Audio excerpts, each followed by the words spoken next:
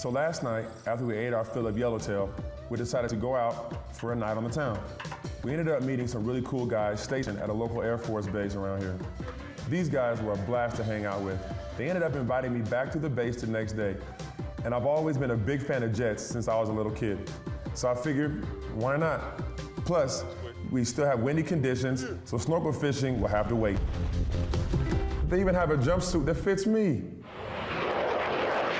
Now this is cool.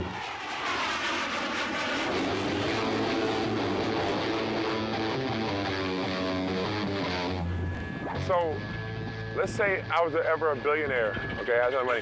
How many cars could I fit on here? A lot. So when you fly when you fly across the ocean, you just sit in no seats? Right, yeah. It's not built for comfort, man. That's actually awful. This thing was seriously amazing to experience. He's gonna open up the door for you. This plane is massive, 174 feet long with a wingspan of 170 feet. That's so cool, man. So the big thing is if you can fit it through that hole, we can haul it. Everything. Buses, tractor trailers, tanks. Yeah, you name it. So we also carry patients, too. This whole jet could be a flying ambulance. Lap of luxury, man, lap of luxury. You sleep right there? Yeah, kind of informal, but the pilot bunk is down low. The loadmaster bunk is up high. Sounds miserable. All right, I could be in the Air Force. Could be in the Air Force. Who am I kidding? That's a tight fit. Yep, I couldn't fly a plane. Well, after fulfilling a childhood dream and getting to take a peek inside these guys' lives, I said my goodbyes and headed back to the hotel for the night. Fingers crossed that the wind would lay down tomorrow and we could get out and do some snorkel fishing.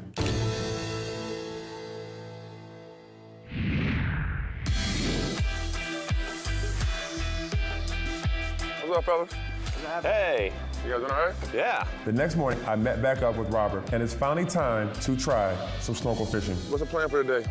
We're gonna be running down to the dry Tortugas, and we're gonna try something a little different.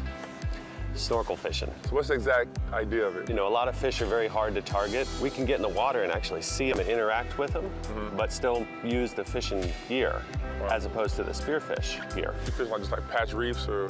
Yeah, we're gonna be fishing shallow water, maybe 20, 30 feet, right on the surface, patch reefs, anywhere where they're gonna be congregating. You know, they like a little bit of sand bottom, but we also want coral. So the plan is to hit some patch reefs, which is just a small patch of coral, but the fish love it. Just drop a little shrimp down and hook them up. Awesome, man. Yeah. Should be cool. Any sharks?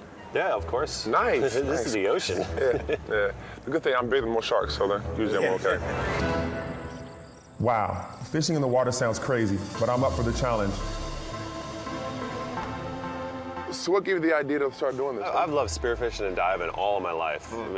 Just grew up around it. That's what I made my business about. Gotcha. And I've also grown up around fishing. Yeah. So now we've just kind of combined the two together to make it more interactive, more fun, more, in your face. Gotcha. So, from what the forecast is showing, it looks like the wind has calmed down. But here we go again with this live bait stuff. Got our bait. I'm not sure how I feel about having live bait and chumming when I'm in the water. Usually chum brings sharks. Hey, Jared, come on back here. Let's talk a little bit about what we're going to do today. All right, cool. All right, so we're going to get in the water and we're going to start snorkel fishing. Okay. Right? As you know, we're going to just swim around. We're going to stay together, buddy team, and we're going to find the fish. As soon as we see a fish we're interested in, we'll drop this thing down. We've got a little jig on the end, right? And we're going to tip it with a little bit of shrimp. Cool. Drop it to the bottom, and hopefully these hogfish are going to come right up to it and snatch it up. Cool. There I go. You ready to go fishing? Let's go fishing. Yep, there it is. Famous last words. So we get suited up and dive in. What did I get myself into? There's a little bit of wave action on them. I think it's they're moving a little bit, so the jig's not quite holding bottom. We're gonna add a little more weight to it, see if we can keep that bait right on the bottom where we want it. See that grouper down there? Oh, yeah. Okay, we got to get him, okay? Set the jig just in front of him. All right. My first time, here we go. I'm not gonna lie, being in the water with a fishing pole just feels funny. But if Cap says it works, then I'm game. Come on, win fish. It worked. Yes. Yes. It actually worked. Yes. You're the man, buddy. Oh, that was awesome. Like, it kind of shows you, really you see how they bite. Because when the other fish got around it, he came out of nowhere. Man, that was too much fun. I gotta get me some more of this.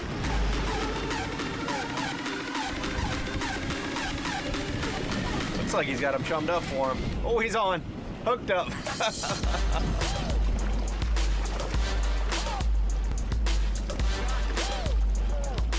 Man, this stuff is not easy. Having to tread water while reeling in a fish sure is difficult, but I think I'm starting to get the swing of things.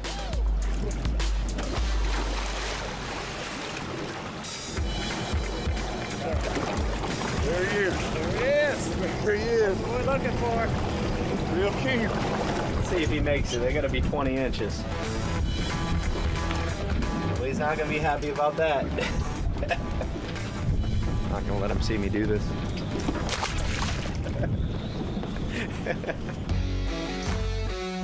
I see you, Chris. I see you. But don't think you're slick. Whatever. I've already got another fish hooked.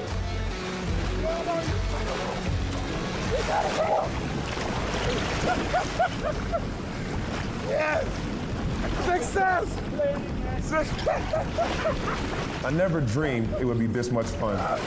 Action! Oh, yes! I'm getting out of this water for a second. I'm so tired. They're looking at a hogfish there. That is nice. That is nice. That is what we're looking for. Doesn't get any better than that. You're in there, you're seeing them swimming up, they bite your bait, and you're on. I mean, it's so interactive. Favorite kind of fishing now. Honestly, man, I fish a lot of ways. The coolest way to fish is right here. This style of modern fishing is so cool. I never thought I'd be doing something like this, but it does wear you out, and I need a break. So I talked the guys into going to Fort Jefferson, the largest brick structure in the Americas. Let's do it. Yep. Off we go. Off we go. Fort Jefferson was named after, you guessed it, Thomas Jefferson. And this fort was thought to be the ideal location to protect the U.S. from any attacks on the Gulf Coast. And let me tell you, this fortress is enormous. We're at Fort Jefferson, and I always get a kick out of engineering feats. There's something like 60 million bricks in this property, and there were multiple attempts to do water cisterns, fresh water sources, different housing for soldiers. It just never came through. Just the location of where it is, so far from the mainland, supposed to be some kind of strategic location back during the Civil War era. But just the engineering feat to put this many bricks, ship them down here and build something like this is really crazy. And I mean, you walk back in time, I mean, Dr. Mudd was here, the guy that fixed John Wilkes Booth when he assassinated President Lincoln. And then he later got pardoned because he found a cure for yellow fever in this area. There's so much history around here. This place is definitely haunted, for sure.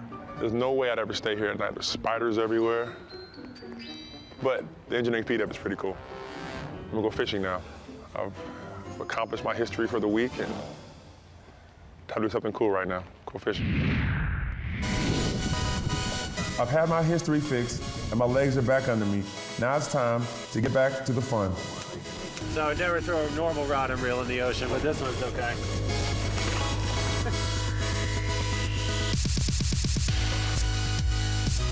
I think I'm starting to get the hang of this snorkel fishing thing.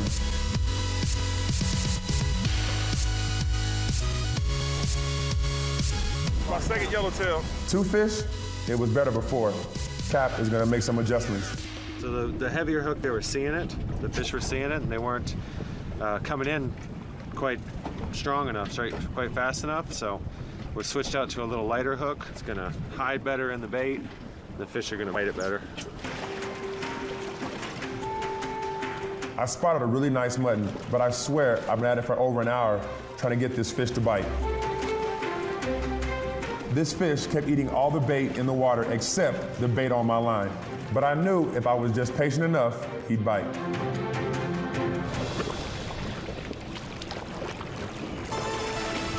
Just a little bit longer.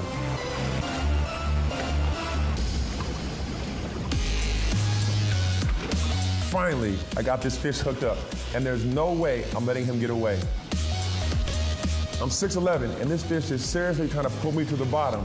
Being in here with them really changes the game.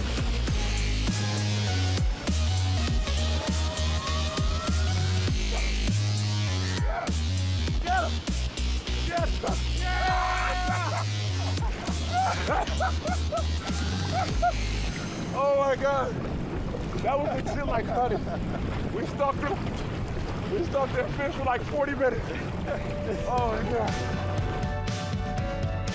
All in all, I'd say my first snorkel fishing adventure was pretty good. I'm not gonna lie, I wasn't sure what to expect, but I think it's safe to say Robert and his brother have got me hooked.